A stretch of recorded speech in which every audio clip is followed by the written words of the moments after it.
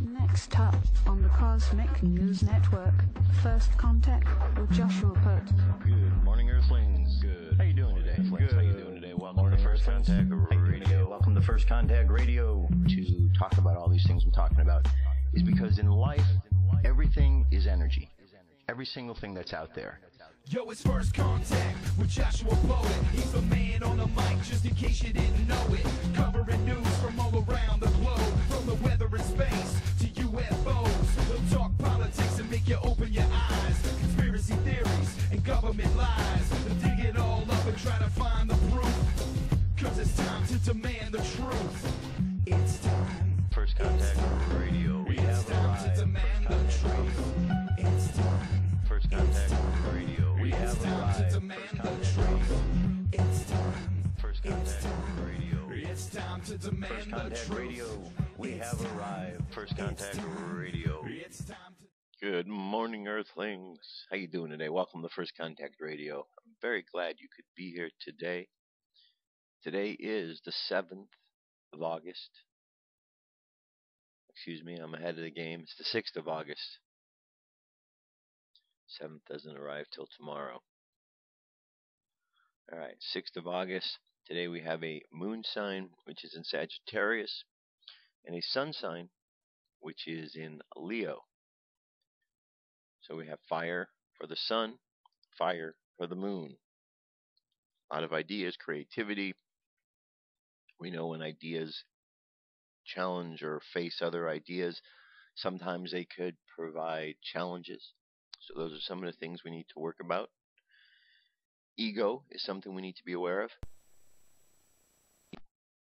When we have different ideas and different people clash, especially with fire, fire is real, intense, aggressive, and if it's not channeled, it can be aggressive. So we want to channel it through creative sources with all of these ideas. The righteousness or right useness of Leo, which is the pride, sometimes the ego of I know how to do things the right way, can get in the way. And then you've got the Sagittarian truth seeker who knows the truth, knows the way things are. Sometimes you can have a lot of stubbornness between those two, unless of course you bring the ego out of the picture, you tone it down, and now you've got two personalities that are working together in a different understanding without all of that ego attachment. Lots of things to learn about this Leo and this Sagittarian mixture that is going on.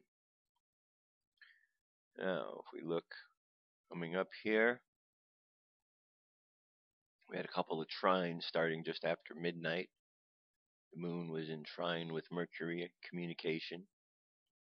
And then the sun and the moon were in trine together, which aspect just happened not too long ago. So the sun, Leo, and the moon, Sagittarius, just like I was talking about, they're challenging each other, working together though in a harmonious way, which is good. In about 2 hours, a little less than 2 hours from now, we have a moon trine Uranus. So we have unexpected changes in events, things that take place, things that we're unaware of initially. Surprises. And then we have the wounded healer. We have a lesson to deal with the wounded healer and truthfulness a little bit after that. So the rest of this morning we've got some things to contemplate. Some new things going on in our world, some new changes. But our truthfulness, the Sagittarian truth seeker, is able to look at these issues from a truthful perspective and find out what they're teaching, because that is ultimately what this is about. Learning the lessons to bring the truth forward. Numerology for today is the number 3. This is all based according to the Gregorian calendar. Here's how we've arrived at 3. 8, 6, 2014. Altogether it's a 21. 2 plus 1 is 3.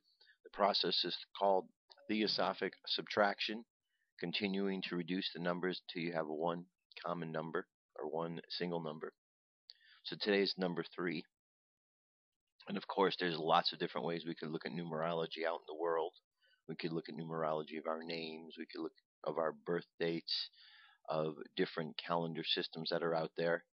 The Gregorian calendar is one particular system that we're using, and when a group of people use a system, it's done so by an agreement, even though we haven't necessarily all come to agreement on going to use the system. That was Pope Gregory that put that in place. We are in agreement that this is the system we're using of time, and so this is how we track time. So when we look at the mental constructs around us, we look at what we create, and with this mental construct of this calendar, numerology today is number 3. When I talk about mental constructs, it's because as we've learned through our reading through the Crumbling, through the study of the Kabbalah and the other esoteric sciences, we've learned that we live in a universe of energy, a universe that is a mental universe, first and foremost. And so as a mental universe, all is mind. We have the ability with our minds to be able to affect the mind of the world, the mental universe. And so if we want to create something with our mind, we have that ability to do so. And so these mental constructs are things that we've constructed with our minds in order to satisfy a particular situation. In this particular situation, the calendar fulfills our situation of telling time, at least from this perspective down here.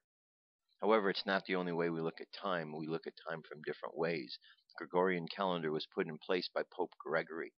It has different ways in which it applies itself. It's not really based on natural time, but man-made time. So it has its uses to understand what man has created, the man-made structure. But we look at the other calendar systems as well because they show us other aspects of time that are equally as important. Okay? Moving on. So the tree of life today, let's see where our positionings are. Here's the 3, the Empress, understanding, creativity, imagination. And the Hebrew letter Daleth means door. So we open up the door of the Empress and we enter the inner temple. The sun sign right here, where it is for the next several weeks, is Leo. Bridges our mercy and our severity. Mercy, this is the sphere or classroom with Jupiter. Here we have Mars. So these two energies are balanced out. Jupiter is expansion. Mars is an intense amount of energy. The path of the Leo, the lion, runs between them, which is the path of righteousness, the right useness of our energy. We don't want to be too humble that we get walked on. We don't want to be a bully that we become a tyrant. We want to learn to balance those out. Not too much, not too little. Just right. And that's the whole thing. Goldilocks and the 3 bears, if we look at the story. Okay, it plays itself over and over and over, that idea of 3 in the middle path being chosen. All right, let's take a look at, let's see, and then our moon sign for today, right here. So today, what do we want to look at for the tarot? Let's see, which card should we look at? Let's look at, let's take a look at the Empress. Again, you've seen these cards more than once now, but repetition is important to helping you remember. So we have the Empress, Hebrew letter Daleth, meaning door. It's also significant to look at these and see their placement. You could see door, a door to the inner temple right here. We could see how it all is constructed and fits together very nicely. We have yellow in here, intellect, green, growth, red, action. Standing on the moon, which is the unconscious. There's growth all around. You can see the water, the emotions. So you learn to look at these images and look to understand all the deeper meanings. It says fundamentally, this key represents creative imagination. All of its symbolism refers basically to reproduction, multiplication, and growth. In direct contrast to the virginal high priestess, the Empress is a pregnant matron. She is Venus, goddess of love, beauty, growth, and fruitfulness. She is the great mother principle in nature. She represents the activity of the subconscious mind. The stream and the waterfall symbolize the stream of consciousness. It flows from the robe of the high priestess, as do all the streams pictured in the tarot. The water falling onto the pool again is a representation of the positive and the negative potencies of the life force. These potencies are also symbolized by the scepter of the Empress. The heart, the dove, pearls, wheat, trees are all Venusian symbols. The necklace of the 7 pearls symbolizes the astrological planets, and the 12 stars around her head represent the 12 signs of the zodiac. So there you have it. Alright, so now we know where we're at today. We want to use our righteousness. We want to stand in our truth to overcome any preconceived ideas. And we want to open the door, use our imagination.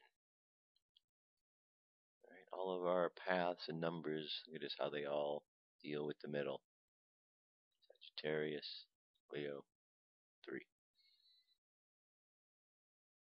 Current moon phase for today is 77% of the way there. We're almost to the full moon, where we will be on Saturday. Tonight in the sky, it says Antares is well to the lower right of the moon, and this evening, as shown here, more than twice as far to the moon's upper tail left shines Altair. Okay, so this is what we're going to look at tonight, right here. Antares. This is Altair up here. Where is this? Antares is to the lower right. And the upper left is Altair, the moon's upper left. We don't see it here. Alright. Mayan Oracle, this is another way looking at time as opposed to the Gregorian calendar. And this system is coded according to the cycles of the sun and the moon. 13 columns represented by the 13 cycles of the moon, and 20 symbols that are connected with the solar frequencies of the sun. So this is a system that is coded according to time, nature. That's why we want to look at this one in conjunction to the others. So when you look at time, I like to imagine it as you have several different wristwatches on, metaphorically.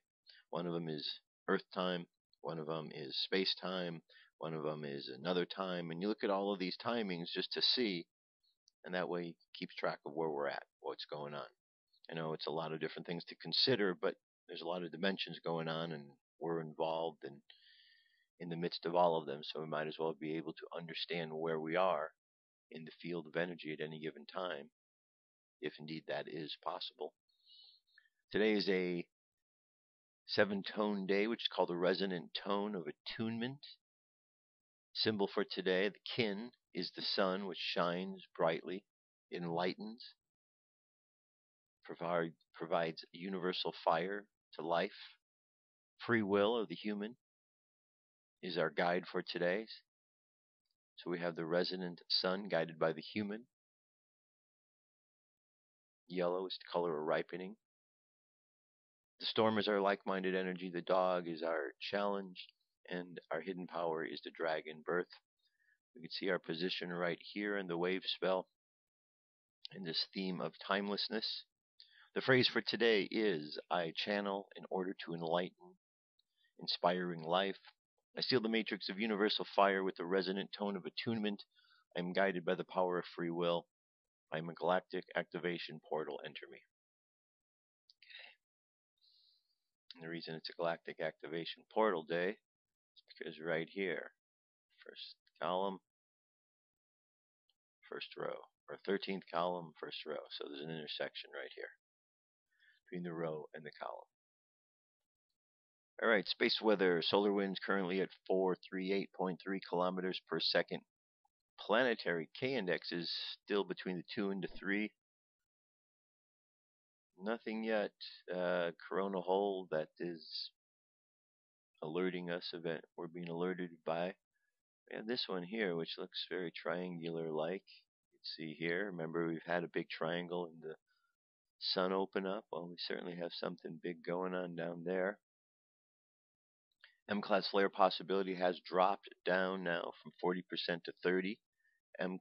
X-class is the same, and geomagnetic storm activity has dropped a little bit as well. Today, over on the Jewish calendar, it is 10 Av, is today's date. And the thought for today is: a home is more than a house, it is a state of being. A home provides space and shelter, not just for bodies, but for the human spirit. Who creates this space? Mainly the woman. As it says, the feminine wisdom builds her home. Very interesting indeed. That is our cosmic weather, all the information to get us started today. Understand the different timings that we're dealing with. UFO news is up next. Let's get to it.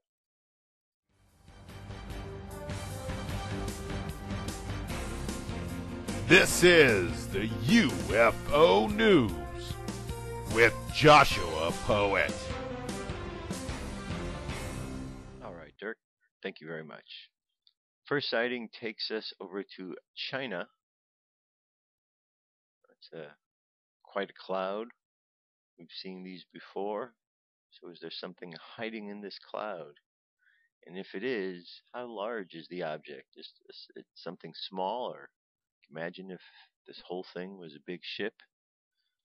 That would be pretty large. Anyway, goes on to say this UFO was seen over Xiamen City of southeastern China in Fujian province. I reported this because most UFO researchers that are worth their salt know that there have been thousands of reports coming out of the clouds and UFOs making clouds around them. This, my friends, is a UFO with a thin cloud cloak around it. This was taken during the sunset, a moment when the cloak of the UFO becomes vulnerable. Let me explain briefly. When the light is bent around the UFO, it comes from above it, from the sun. The light has to bend 180 degrees around the UFO to make it look invisible. However, if the sun is setting, one side of the UFO's shield must now bend the light 260 degrees, which it cannot do, and thus the UFOs are revealed for 1 to 15 minutes during sunset. Right, good explanation. Interesting picture. Next. Many Americans believe that contacting intelligent aliens is dangerous. Oh, really? Well, let's see what this is all about. At least in the 60s, mankind has been searching for extraterrestrial life. Scientists have been scanning the universe for radio signals that might be evidence of life on other planets. They have even tried to send out radio messages in an effort of reaching out to aliens. Radio messages transmissions started in 1974. But does it make any sense for humans to try establishing contact with alien life? A new YouGov poll shows that many Americans doubt it. Though half of the Americans being surveyed believe on the existence of intelligent life somewhere else in the universe, only 37% think it is a good idea to try to contact intelligent aliens. Only 19% believe that there's no intelligent life aside from humans, and 31% say they're not certain. 46% believe it would be possible for mankind to contact intelligent extraterrestrials. Meanwhile, 27% think it is not a good idea, and 36% are not sure whether or not it is a good idea to contact intelligent aliens.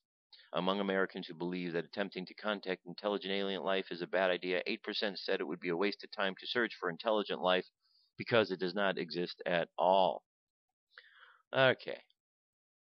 I was just having a conversation today with someone about this exact same topic, and I'm going to have to say, when is it in society when we're going to stop allowing the less informed to have the biggest voice? Why do we allow skeptics to have a louder voice than those who are speaking the truth? We do this over and over. So now we're going to accentuate the fact that there are a low number of people who think it's bad that we contact. You know what?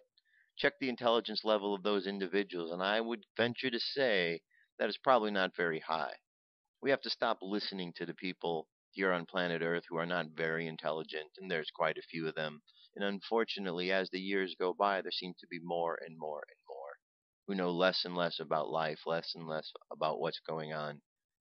We don't need to be listening to what they're about, because all they're doing is towing the party line, drinking the Kool-Aid, and believing all the lies that they're told, that extraterrestrials are only here to come and get them. Instead of using critical thinking to actually realize that they haven't been attacked yet, they still allow themselves to be told all the lies. So when these polls are taken, and you got to question when these polls come from government sources, these polls are taken and it shows that these people are afraid. Well, what do you expect?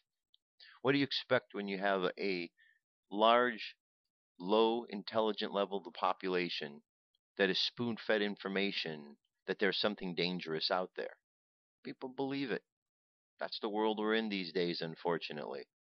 So when we start putting the skeptics aside, when we start bringing forth the truth seekers and accentuate that more, I think we'll be much better off as a society as a whole.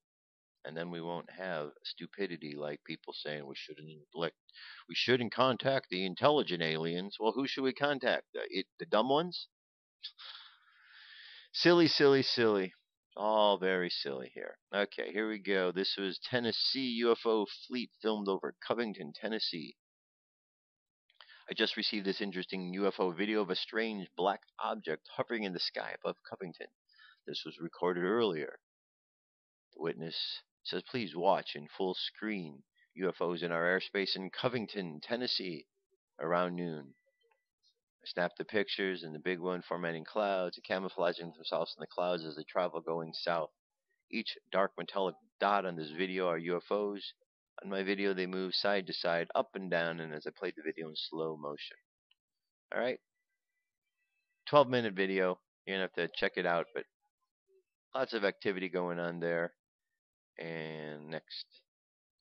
Here we have Nazca lines. New Nazca lines. Not just but new ones. Discovered in the Peruvian desert. A pilot flying over the Nazca Desert in Peru has discovered huge new geoglyphs that are believed to be nearly 2,000 years old. They may shed light on the ancient Nazca people. The Nazca lines were apparently exposed by recent sandstorms in the area and include a snake-like figure roughly 200 feet long, a huge zigzag line, and a giant bird. Pilot and researcher Eduardo Juan Gomez de la Torres, who made the discovery in late July, told the Peruvian newspaper El Comerciero that the designs might have been created by the Paracas, a prehistoric culture that ruled southern Peru from around 800 BC to 100 BC, predating the Nazca culture, which ruled the region from 100 BC to 800 AD. The Paracas were known for their exquisite art and textiles. All right, a lot more to the article. We have a little video here showing some of the new stuff that was found, the new images. All right. So check it out. See what you think. Moving on from here. UFO author and researcher puts out appeal for information. A UFO researcher and author has appealed for any information from people who may have seen things in the skies above Wiltshire to contact him so he can document their stories. Retired police officer John Hansen is attempting to document all UFO sightings across the UK in the Haunted Sky series of books. He has so far published 9 volumes and is currently working on the 10th. He said he estimated that 75% of the cases listed in the books are not found in the material researched by the Public Records Office. We are also approaching the 50th anniversary of the Warminster UFO sightings, which became affectionately known as The Thing. I thought this would be an excellent opportunity to mark the occasion and would like to document other reports, sightings, and personal experiences. If anyone has information, you can email him, johndon1@sky.com. Okay? So contact him if you have any info. Here's a compilation video for you. This one is a short compilation, 4 minutes and 24 seconds. However, this is a compilation that covers videos over the past several years. It says this interesting video collection of the best flying saucer sightings recorded in the past years and reported on UFODI. So there's a number of them here. We've seen these. And just thought I'd put this up there because any chance to see UFOs, all the different ones, good to throw it up there, right? All right, and one last piece to talk about. This coming weekend is an event that is taking place in Joshua Tree, California, called the Contact in the Desert. I don't know if you're going to be out there, but I certainly will be. I'm leaving in the morning, and I'll be gone through the weekend. This is the event. Should be quite interesting. Contact in the Desert.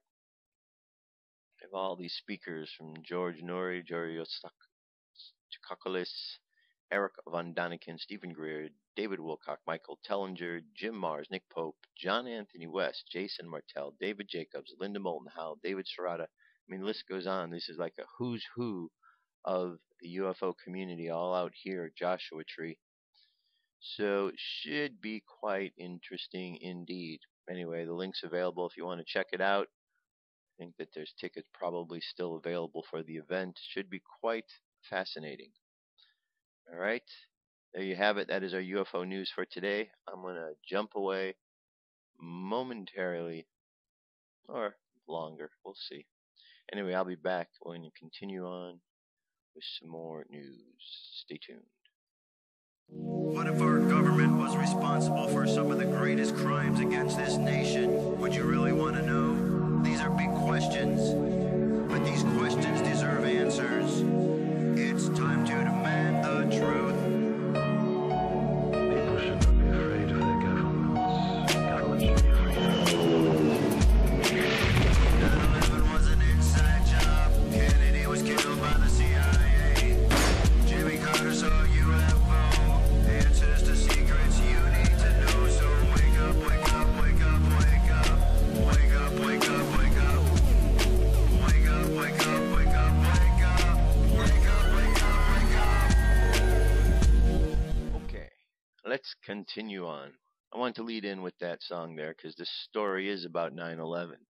Don't want to get too far away from 9/11 because I personally, along with many others, do believe that there is more to the story than what meets the eye.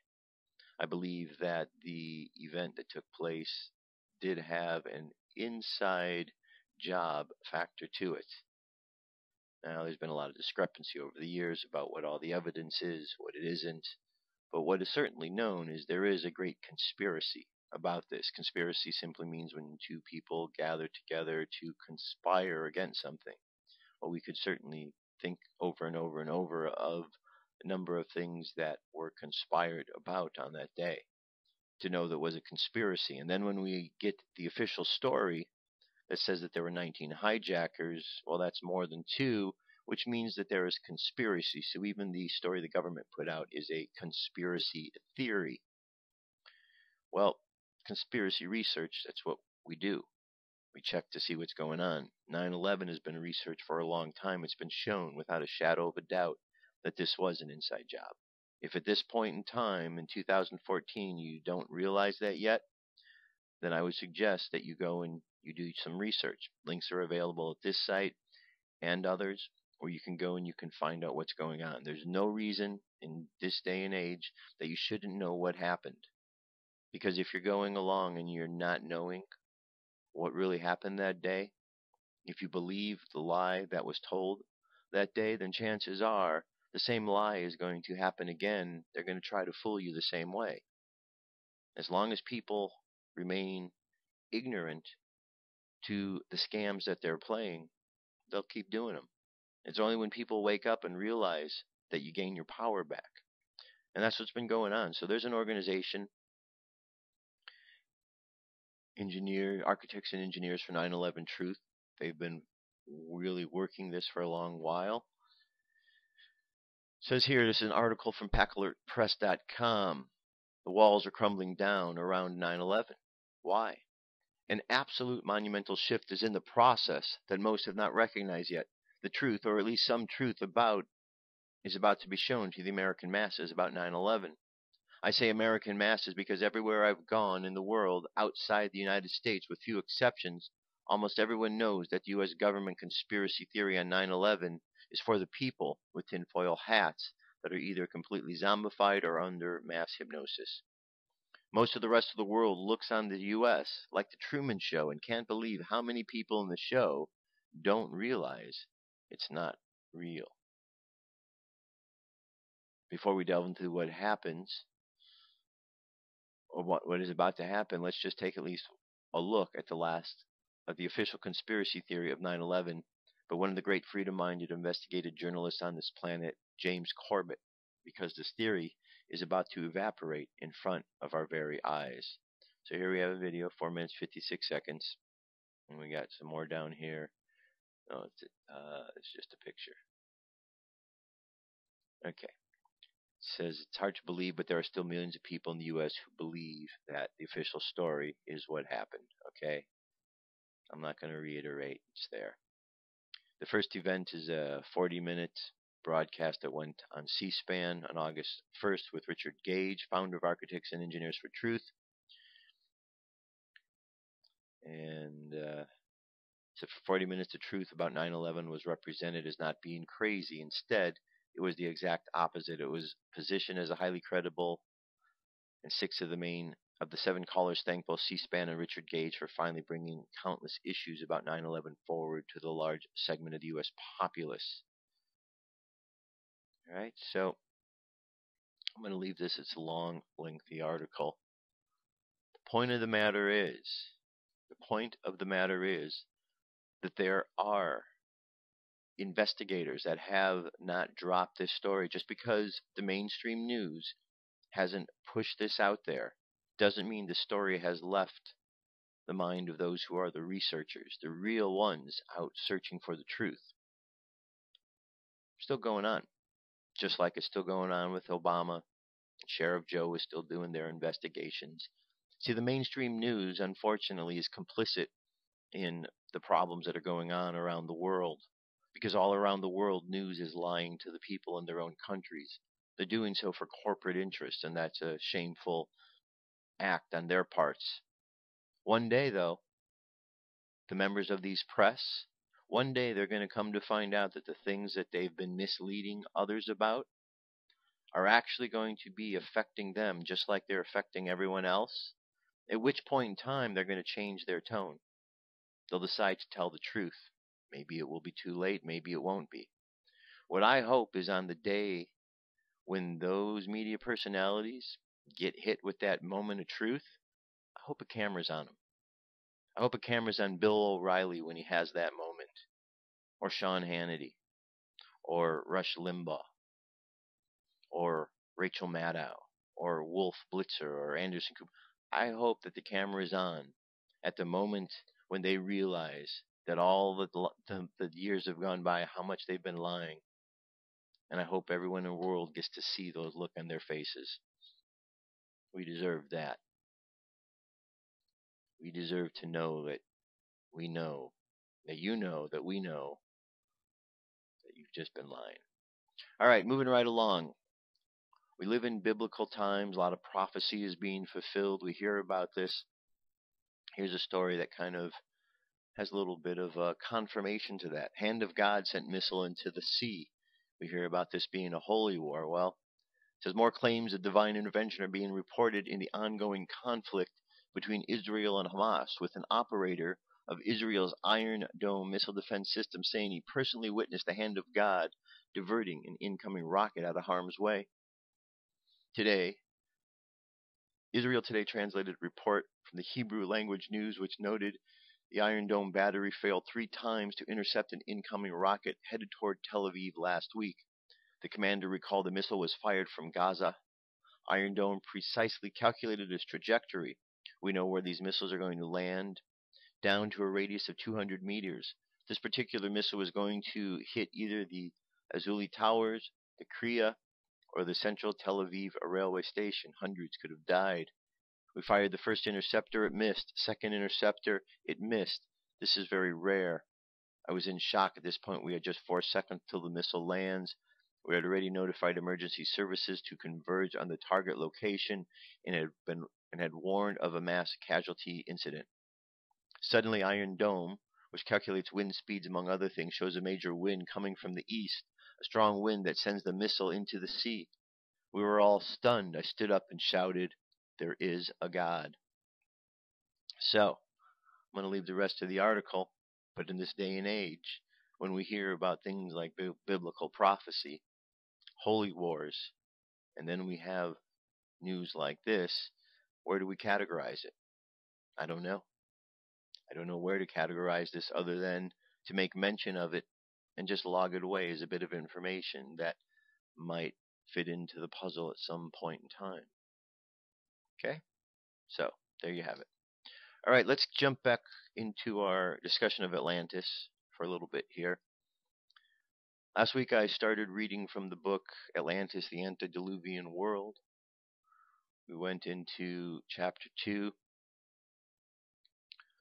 Let's see, where do we want to go today? How about if today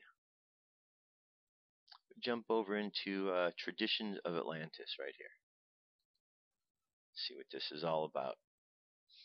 We find allusions to the Atlanteans in the most ancient traditions of many different races. The great antediluvian king of Musulman was Shed-Ad ben Ad, or Shed-Ad the son of Ad, or Atlantis. Among the Arabians, the first inhabitants of that country are known as the Adites, from their progenitor who is called Ad, the grandson of Ham. These Adites were probably the people of Atlantis, or Atlantis. They are personified by the monarch to whom everything is ascribed and to whom is assigned several centuries of life.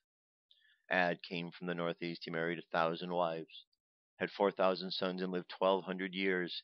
His descendants multiplied considerably. After his death, his sons Shadid and Shidad reigned in succession over the Adites. In the time of the latter people of the Ad were 1,000 tribes, each composed of several thousands of men. Great conquests are attributed to Shaddad. He subdued, it is said, all Arabia and Iraq. The migration of the Canaanites, their establishment of Syria, and the shepherd invasion of Egypt are, by the Arab writers, attributed to the expedition of Shaddad. Shaddad had built a place ornamented with superb columns and surrounded by a magnificent garden. It was called Irem. It was a paradise that Shaddad had built in imitation of the celestial paradise, of whose delights he had heard. In other words, an ancient sun-worshipping, powerful and conquering race overran Arabia at the very dawn of history. They were the sons of Atlantis. Their king tried to create a palace and Garden of Eden like that of Atlantis. The Adites are remembered by the Arabians as a great civilized race. They are depicted as men of gigantic stature. Their strength was equal to their size, and they moved easily enormous blocks of stone. They were architects and builders. They raised many monuments of their power, and hence among the Arabs arose the custom of calling great ruins buildings of the Adites. To this day, the Arabs say that as old as Ad. In the Quran, allusion is made to the edifices they built on the higher places for vain uses, expressions proving that their idolatry was considered to have been tainted with Sebasm, or star worship.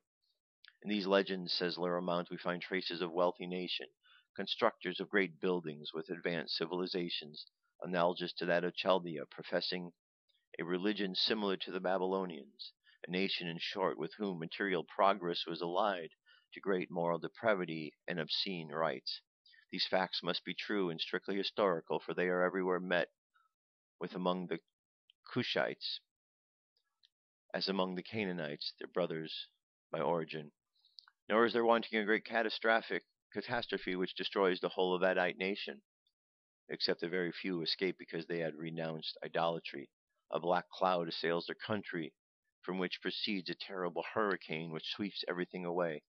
The first Adites were followed by the second Adite race, probably the colonists who escaped the deluge. The center of its power was the country of Sheba proper. The empire endured for 1,000 years. The Adites are represented upon the Egyptian monuments as very much like the Egyptians themselves. In other words, they were red or sunburnt race, so the great temples were pyramidal, surrounded by buildings. The Sabians, Sagagarthaches, have their houses an incredible number of vases and utensils of all sorts of gold and silver, beds and tripods of silver, and all furniture of astonishing riches. Their buildings have porticos with columns sheathed with gold, or surmounted by capitals of silver. On the friezes, ornaments, and framework by the doors, they place plates of gold encrusted with precious stones. All this reminds one of the descriptions given by the Spaniards of the temples of the sun in Peru. The Adites worshipped their gods of the Phoenicians under the names of slightly changed. Their religion was especially solar. It was originally a religion without images, without idolatry, without a priesthood. They worshipped the sun from the tops of the pyramids. They believed in the immortality of the soul. In all these things we see remembrances of the Atlanteans. The great Ethiopian or Kushite Empire, which is in the earliest ages prevailed, as Mr. Rawlinson says, from the Caucasus to the Indian Ocean, from the shores of the Mediterranean to the mouth of the Ganges, was the empire of Dionysus, the emperor of Ad, the emperor of Atlantis. El-Idrisi, called the language spoken to this day by the Arabs of Marab in eastern Arabia, the language of the people of Ad, and Dr. J.H. Carter in the Bombay Journal of July 1847 said, "It is the softest and sweetest language I have ever heard. It would be interesting to compare this primitive tongue with the languages of Central America." The god Thoth of the Egyptians, who was a god of foreign country and who invented letters, was called Athothes. We turn to another ancient race, the Indo-European family, the Aryan race. In Sanskrit, Adin means first. Among the Hindus, the first man was Ima. His wife was Hiva. They dwelt upon the island said to be Ceylon, and they left the island and reached the main land, where, by a great convulsion of nature, the communication with the parent land was forever cut off. Here we see a recollection of the destruction of Atlantis. Mr. Bryan says Ad and Ada signify the first. The Perusians called the first man Adon, and was the name of the supreme god of the Phoenicians. From it was derived the name of the Greek god Adonis, the Arvad of Genesis, and the Arad of the Cushites. It is also known as the Ruad. It is a series of connected cities 12 miles in length along the coast, full of the most massive and gigantic ruins. Sir William Jones gives the tradition of the Perusians as the earliest ages. He says Mohan assumes us that the opinion of the best informed Perusians, the first monarch of Iran and the whole earth, was Mashab Ab, and received from the Creator and promulgated amongst men a sacred book in a heavenly language, to which the Mushaman author gives the Arabic title of Distar, or regulations. Mashabad was the opinion of the ancient Perusians, the person left at the end of the late great cycle, and consequently the father of the present world. He and his wife, having survived the formal cycle, were blessed with a numerous progeny. He planted gardens, invented ornaments, forged weapons, taught men to take the fleece from sheep and make clothing. He built cities, constructed palaces, fortified towns, and introduced arts and commerce. We have already seen that the primal gods of these people are identical with the gods of the Greek mythology and were originally kings of Atlantis. But it seems that these ancient divinities are grouped together as the Adaita. In the name Adaita we find a strong likeness to Semitic Edites, another resemblance of Atlantis or Atlantis. In corroboration of this view, we find that the gods are grouped together as the Adita of the most ancient of the Hindu mythology. They are all gods of light or solar gods. There are 12 of them. These 12 gods presided over the 12 months of the year. They are a dim recollection of a very remote past. Says Whitney, it seems as if there was an attempt here on the part of the Indian religion to take a new development in a moral direction, which a charge in the character and circumstances of the people has caused to fail in the midst and fail back to the forgetfulness, while yet half finished and indistinct.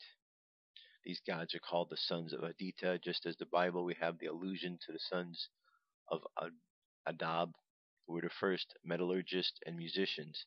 Aditya is not a goddess. She is addressed as the queen's daughter, she of fair children. The Aditya are elevated above all imperfections. They do not sleep or wink.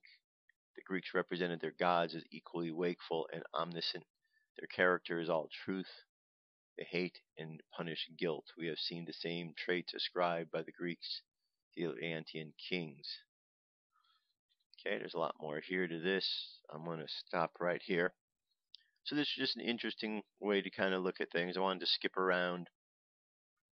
We've certainly all heard the stories, over and over about Plato's stories and, the traditional things. Thought, let's read something that we don't normally check into and certainly see some of the other influences that Atlantis has had in other areas, and to see how perhaps some of these other areas were all part and connected to that same civilization. Very interesting indeed. All right, here's an article that fits in with the subject of Atlantis over at In5D. Says, The Fall of Atlantis, What We Can Learn from Our Ancient Past, by Laura Jane. Whether you believe there was a lost civilization known as Atlantis or not, there is a profound message from ancient societies contemporary to the supposed Atlantis. Not only that we, humans, are much older than we previously thought, and are still being thought, but there is solid evidence for large-scale hyper-advanced societies existing at least 10,000 years ago, and probably earlier.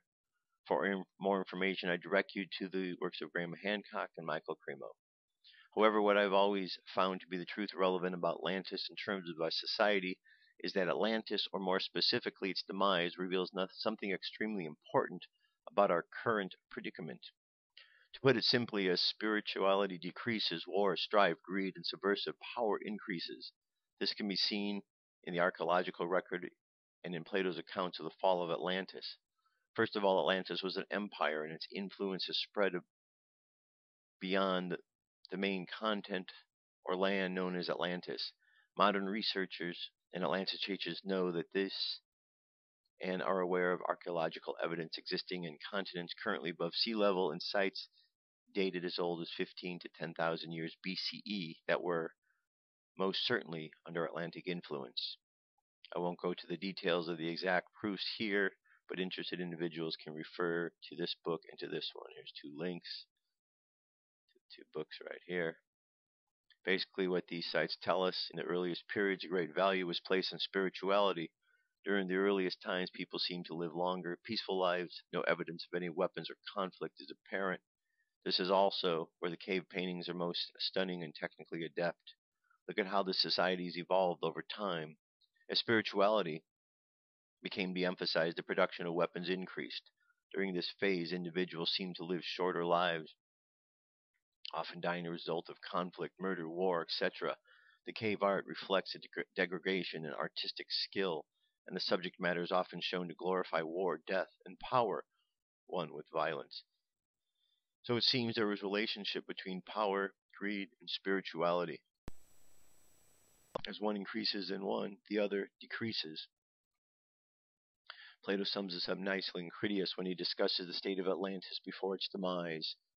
But when the divine portion began to fade away, and the human nature got the upper hand, then they, being unable to bear their fortune, behaved unseemly, and to him who had an eye to see grew visibly debased, for they were losing the fairest of their precious gifts. But to those who had no eye to see the true happiness, they appeared glorious and blessed at the very time when they were full of avarice and unrighteous power. The quote seems to imply that to the untrained eye or the unaware asleep, Atlantis might, before its fall, seem like it was in the top of its game, gaining more power and material wealth. However, to the awakened individual, the inevitable downfall was completely apparent, for it would be obvious that they had lost sight of what is truly important. Here we are totally experiencing what I hope is the pendulum about to swing the other way. Power, greed, violence, etc. may be heightening, but more and more people are becoming awake and aware. There is also a resurgence of spiritual growth and a quest for enlightenment, higher consciousness. So I think the answer to our question, predicament, is pretty clear. The way history or the subverted forbidden history, I should say, teaches us to combat greed, violence, wars by questing for spiritual growth and empowerment. Well, this is a good article. Good article, Laura. Very, very important.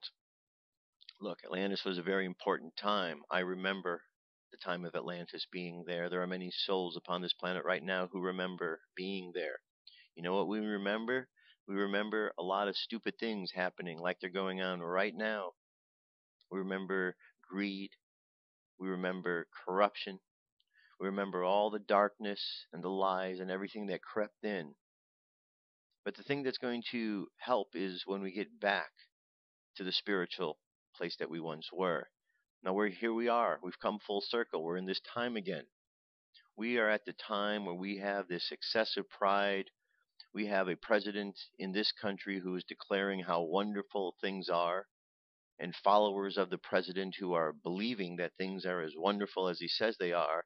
Well, there are those who look at the world from the real perspective and find out they are not that way at all. And so something's going to have to give one of these days. There's an illusion that's going on. A lot of people have bought into the illusion, just like back then. Question is, are people going to wake up in time? Are people going to see the warning signs?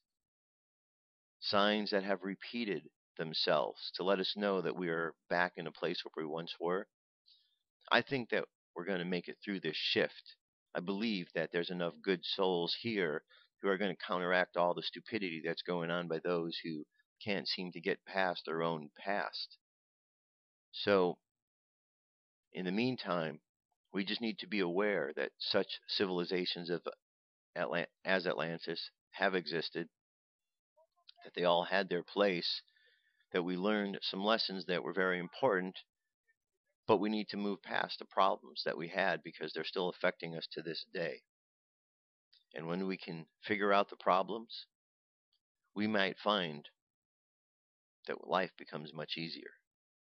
But as long as we keep believing the lies, as long as we keep believing the 9/11 stories that the government tells and all the other false flag stories, then society doesn't have a chance. Because then all we're going to do is be led around by those who are leading us around in ways that are only fulfilling their greed and their struggle for power.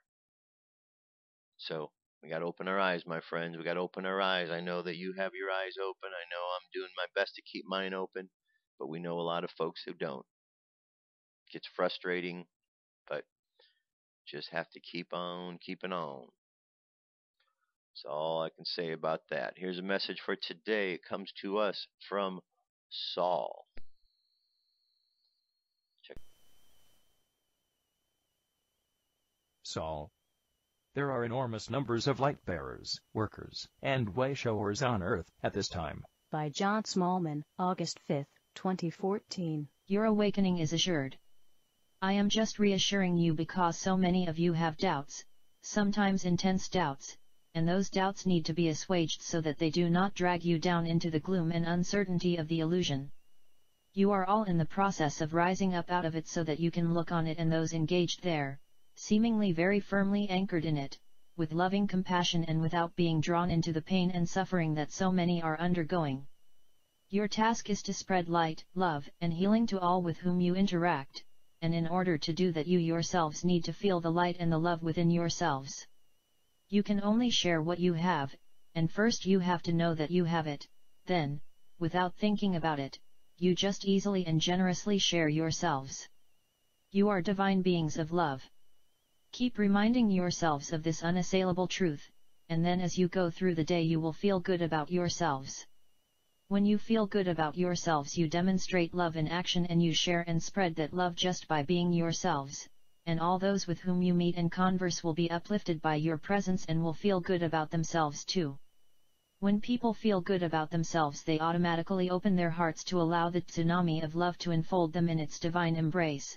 And to open the hearts of humanity is the purpose of the tsunami of love which is flowing through each one of you 24/7.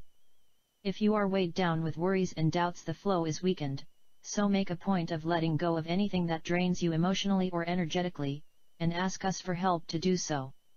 We need you to hold your conduits fully open because the flow of love has become torrential at this critical stage in your awakening process, and it needs your conduits or channels to be fully open and unrestricted so that it can flow freely everywhere, and to everyone on the planet. You are incarnate at this moment in humanity's awakening process to assist in this mighty and wonderful task, bringing the light of God's love to all on earth.